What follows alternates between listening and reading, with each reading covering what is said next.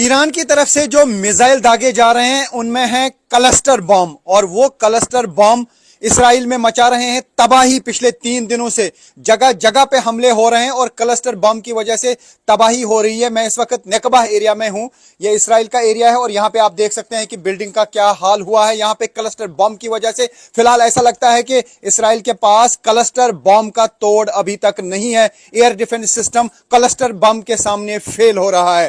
तो ये आप देख सकते हैं कि इस एरिया में एक बिल्डिंग पूरी तरह से तबाह हुई है। यहां पे क्लस्टर बम गिरा है। लगातार ईरान की तरफ से मिसाइल अटैक किए जा रहे हैं। अली लारजानी के मारे जाने के बाद ईरान की तरफ से अटैक्स की फ्रीक्वेंसी इसराइल पे बढ़ा दी गई है और ये वो स्पॉट है जहां पे क्लस्टर बम गिरा है। हम देख रहे हैं आसमान में लगातार मिसाइल आ रहे हैं, लेकिन उसमें से जो बम गिरते हैं तकरीबन 5-6 किलोमीटर के एरिया में वो तबाही मचा देते हैं अलग अलग जगहों पे। एयर डिफेंस सिस्टम मिसाइल को इंटरसेप्ट तो कर पाता है, लेकिन उस मिसाइल से जो बम गिरते हैं वो अलग अलग जगहों पे तबाही मचा देते हैं। तो फिलहाल हम यही कह सकते हैं कि क्लस्टर बम का अभी इसराइल के पास तोड़ नहीं है और ईरान की तरफ से जो ये हमले किए जा रहे हैं ये यहाँ पे तबाही मचा रहे हैं और हम उसी स्पॉट पे हैं जहां पे क्लस्टर बम गिरा है। तो ये आप देख सकते हैं कि बिल्डिंग के अंदर क्या हाल हुआ है। पूरी तरह से ये बिल्डिंग जो है डैमेज हुई है, क्योंकि यहां पे जो बम गिरा उसकी वजह से यह बिल्डिंग तबाह हुई है। ऐसा लगता है कि अब ईरान की तरफ से वही वॉरहेड भेजे जा रहे हैं, यानी वही मिसाइल भेजे जा रहे हैं जिनमें क्लस्टर बम है, क्योंकि अगर ये मिसाइल इंटरसेप्ट हो भी जाता है लेकिन उसमें से जो बम गिरते हैं वो अलग अलग जगहों पे तबाही मचा देते हैं। तो फिलहाल ईरान के पास एक बड़ा हथियार साबित हो रहा है क्लस्टर बम, जिसकी वजह से इसराइल में काफी जगहों पर नुकसान हो रहा है। तो जो फ्रीक्वेंसी बढ़ाई गई है ईरान की तरफ से उससे काफी सख्ते में आ गया है इसराइल, क्योंकि काफी जगहों पे ये जो क्लस्टर बम गिरते हैं वो तबाही मचा देते हैं, जानी नुकसान भी करते हैं और माली नुकसान भी। हालांकि इसराइल के पास एक लेयर है एयर डिफेंस सिस्टम का। शॉर्ट रेंज मिसाइल्स के लिए उनके पास आयरन डोम है, उसके अलावा लॉन्ग रेंज के लिए एरो 3 है, डेविड स्लिंग है और थार्ड है जो यूएस का एयर डिफेंस सिस्टम है। लेकिन अगर सभी क्लस्टर बॉम्ब्स को इंटरसेप्ट करने के लिए इन एयर डिफेंस सिस्टम का इस्तेमाल किया जाएगा तो उसमें काफी सारा एम्यूनेशन खर्च हो जाएगा, काफी सारे मिसाइल्स और रॉकेट्स खर्च हो जाएंगे और इसराइल का जो डिफेंस सिस्टम है वो बहुत जल्द खत्म हो सकता है। तो ऐसे में एक बड़ा चैलेंज बना हुआ है इसराइल के लिए क्लस्टर बॉम्ब। तो फिलहाल हम पिछले 3 दिनों से देख रहे हैं कि इसराइल में काफी जगहों पे नुकसान हो रहा है, माली नुकसान भी है और जानी नुकसान भी है, क्योंकि जो क्लस्टर बम आ रहे हैं मिसाइल में ईरान के वो अलग अलग जगहों पे गिरते हैं और काफी जगहों पे तबाही हो जाती है और वहां पर ना ही फौरन फिर टीमें पहुंच पाती हैं रेस्क्यू और रिलीफ के लिए और ना ही इंटरसेप्टर्स उनको खत्म कर पाते हैं। तो ऐसे में एक बड़ा सरदर्द फिलहाल बना हुआ है इसराइल के लिए क्लस्टर बम, जो ईरान की तरफ से लगातार आसमान में बरसाए जा रहे हैं।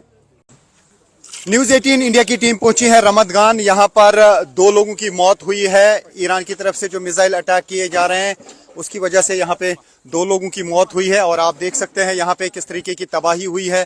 ईरान की तरफ से लगातार अटैक्स किए जा रहे हैं और जब से अली लारजानी की खबर आई और उसके बाद जो है यहाँ पे अटैक्स का सिलसिला तेज हो गया है और ये वो स्पॉट है जहाँ पे आप देख सकते हैं कि यहाँ पे कितनी तबाही हुई। 2 लोगों की मौत हुई है। एक कपल यहाँ पे था और बताया जा रहा है कि जब सायरन्स बजी तो वो यहाँ से नहीं निकले और उसकी वजह से जो है उनकी मौत हुई, क्योंकि इसी जगह पे जो है एक बम गिरा और लगातार इसराइल की तरफ से कहा जा रहा है कि क्लस्टर बम्स का इस्तेमाल किया जा रहा है। तो यहाँ पे आप देख सकते हैं कि किस तरीके की तबाही यहाँ पे हुई है। बहुत ज्यादा तबाही हुई है इस पूरे इलाके में। तो ये वो बिल्डिंग का एग्जैक्ट स्पॉट है जहाँ पे 2 लोगों की मौत हुई। वो यहाँ पर ही सोए थे उस टाइम और वो शेल्टर में नहीं गए थे, हालांकि सायरन बज चुकी थी और अब 2 लोगों की इस स्पॉट पे मौत हुई है। तो न्यूज़ 18 इंडिया की टीम है रियल ग्राउंड जीरो पे। आप देख सकते हैं अब इस एरिया को बंद किया जा रहा है। यहाँ पे बहुत ज्यादा तबाही इर्द गिर्द देखने को मिल रही है। अब हम देख पा रहे हैं कि यहाँ पे क्लस्टर बम गिराए जा रहे हैं। जो वॉरहेड है उसमें क्लस्टर बम होता है, यानी जो ईरान की तरफ से मिसाइल अटैक किया जा रहा है उसमें क्लस्टर बम होते हैं और वो काफी जगहों पे गिर जाते हैं, जिसकी वजह से इसराइल में तबाही हो रही है। और हम देख पा रहे हैं कि लगातार यहाँ पे अब ईरान की तरफ से मिसाइल अटैक किए जा रहे हैं। तो पिछले 2 दिन से जो इसराइल में अलग अलग जगहों पे तबाही हुई है, ऐसा लगता है कि फिलहाल इसराइल के पास क्लस्टर बॉम्ब्स का कोई तोड़ नहीं है, क्योंकि वॉरहेड में क्लस्टर बॉम्ब्स होते हैं और जो ही उस मिसाइल को यहाँ पे इंटरसेप्ट किया जाता है या कहीं पे भी वो लग जाता है तो उससे अलग अलग जगहों पे तकरीबन एक ही वॉरहेड से 80 बॉम्ब गिरते हैं जो 80 जगहों पे तबाही मचा देते हैं।